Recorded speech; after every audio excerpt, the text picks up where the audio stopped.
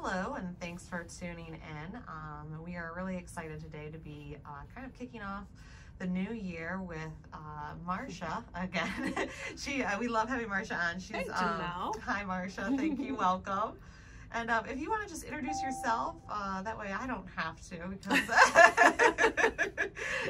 you know you best, and I'm sure some of our listeners are pretty well acquainted, but maybe some new people are tuning in today, and we'd love to share a little bit about who Marcia is. Well, thank you. I will be happy to.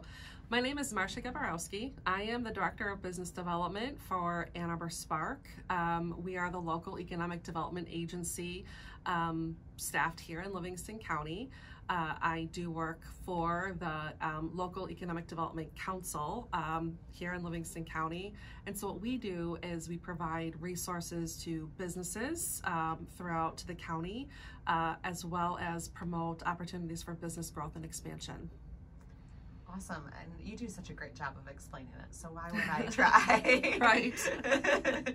Well, we are really excited to have you here, partly just because what you do is so impactful in Livingston County, and it's really in alignment with a lot of the chamber goals and mission as well. So, love it. Yes. So there's a lot of synergy there, and real quick I'll mention too, because something that's really exciting is Marcia is serving on our board of directors. She's going on our third year of being on our board, and she is. We will be officially inducting her as one of our executive officers this January at our annual meeting. So we're excited to have you on board. On the board of the board. Right. No, it is quite an honor and a great experience serving on the chamber board. Well, we're lucky to have you. And I would love to kick off a new year discussion as we are kind of wrapping up fourth quarter here from 2021. And what does that look like? And how does Livingston County compare? And what kind of perspective can you share with us? Well, one thing we do like collecting is the data. Yep. And our Q4 report will be coming out next week.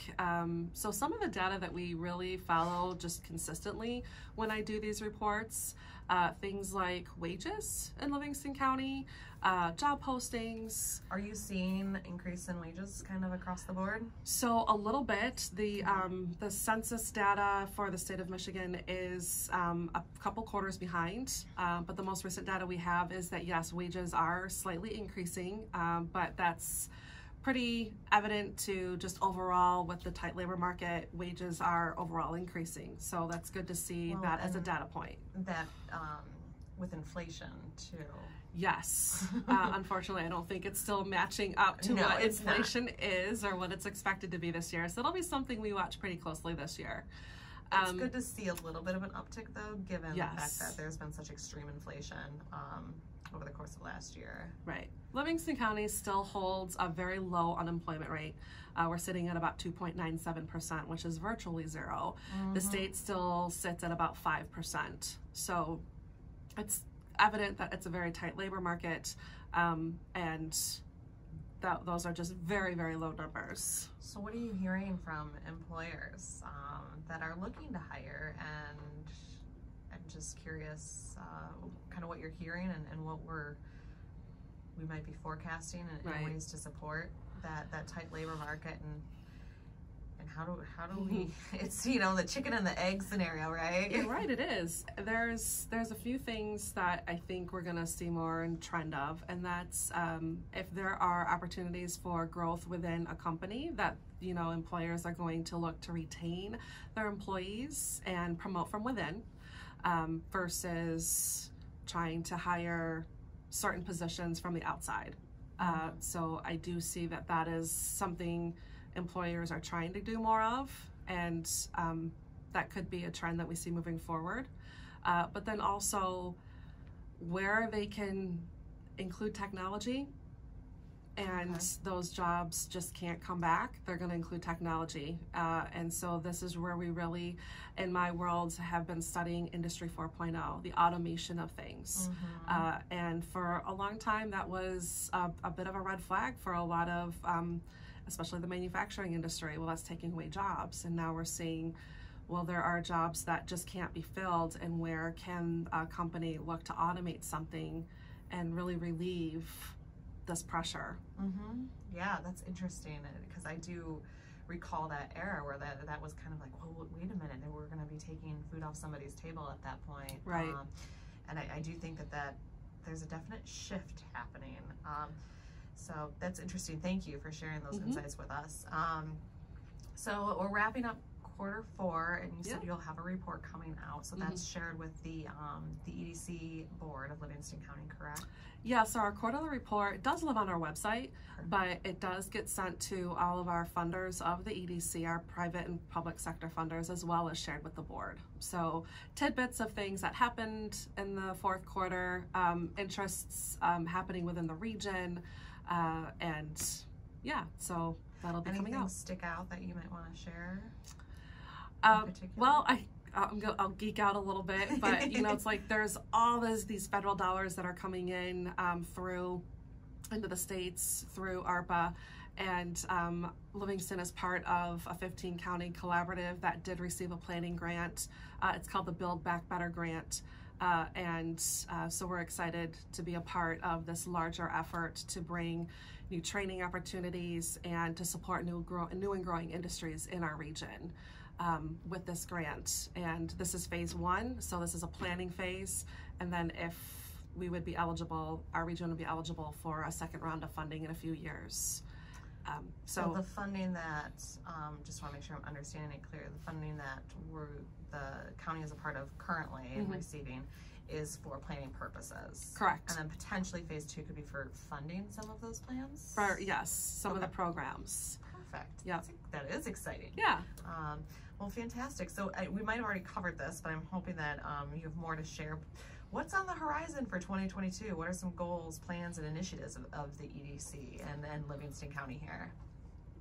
For me personally, what I would like to do in the county, the initiatives for 22 is, it'll pivot a little bit from what we planned for in 21, and that's, we really do want to continue to bring the resources that are stemming from the federal government and other organizations into Livingston County, into our businesses and into our communities.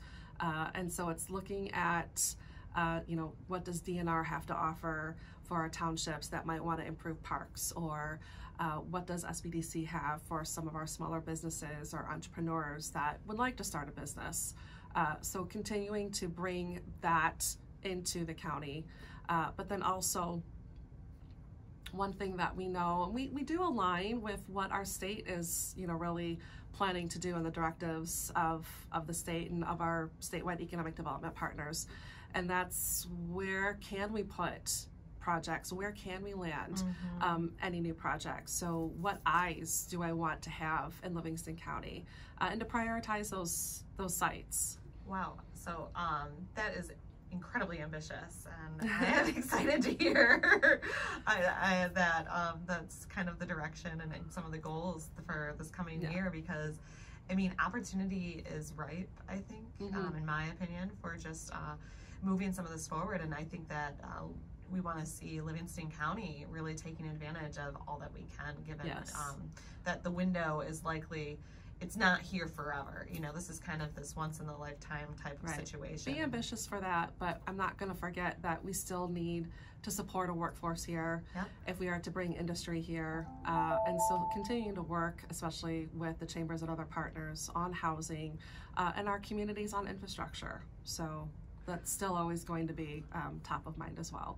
Absolutely, and that kind of brings us into a nice segue for our next discussion topic, because as we talk about partners, Spark is one of our presenting sponsors for our Changing the Game series with the Livingston County, the Greater Livingston County Chamber Alliance. So we are so excited to see you guys participating in that and supporting that initiative, as well as we discuss a lot of these critical issues facing Livingston County, and really the goal is to have these candid conversations around these critical issues to see what we can all do to help support moving these efforts forward to come up with some solutions.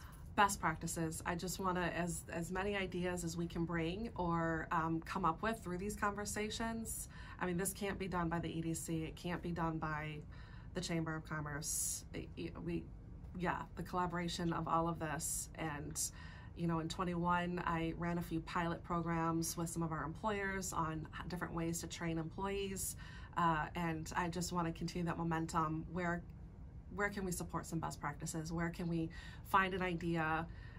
Because we do have a lot of opportunity in communities that are willing to partner with the right project to see something succeed. Absolutely, absolutely. So thank you for that. We will be launching the series this month with an economic forecast on, I believe it's the 26th. Thank you, January 26th at Crystal Gardens. So more information can be located at howell.org on the Changing the Game series. But you guys, Spark also has something really exciting coming up too, related to diversity, equity, and inclusion programming. So I was hoping you could just share briefly about that as well. Sure. So the event can be found on our website, but we are launching, it's called the Inclusive Workspace Event Series for Small Businesses. And it is, it's free to join, but it is, I'm trying to, 1, 2, 3. So it's about 5 different sessions of different conversations on, making your workplace more inclusive and understanding things like navigating workplace harassment, bias training, and just, you know, overall DEI awareness as a small business. And I believe there are about 3 sessions throughout the year. So if you miss the first group of sessions, you can go okay, so they'll be kind of running it. Yes, consecutively through the first half of 2022. Now, who has access to sign up for the programs? Any business would be able to. So you can go on our events calendar at annarborusa.org. And right there on our events calendar, you'll be able to find it. And it's called, look at a link under your website too. Yeah. But yeah, Inclusive Workplace Series. Perfect. Yes. No, I think that's wonderful. I really, it's so great to see all of the different resources Spark has to offer, but also just kind of having you guys right here, you specifically in our county, promoting these initiatives and making our businesses aware of all of the resources that we have available as well. So that sounds like a great program, and we just have a few seconds left here, but is there anything else that you can think of that you'd like to share as we kind of roll into 2022 here? Well, we do have another virtual event series. It was a very popular thing that Spark launched last year called Accelerating Company Excellence. And it's a roundtable discussion that the series meets about 3 times, allows for some networking too, but it allows for subject matter experts to talk about the basics and fundamentals of, you know, operating a small business. Awesome, and that can be found on your website? Yes, it can. All right, awesome. Well, thank you so much for joining us today, Marcia. We look forward to all the good things to come. Thank you, Janelle. Have a great one.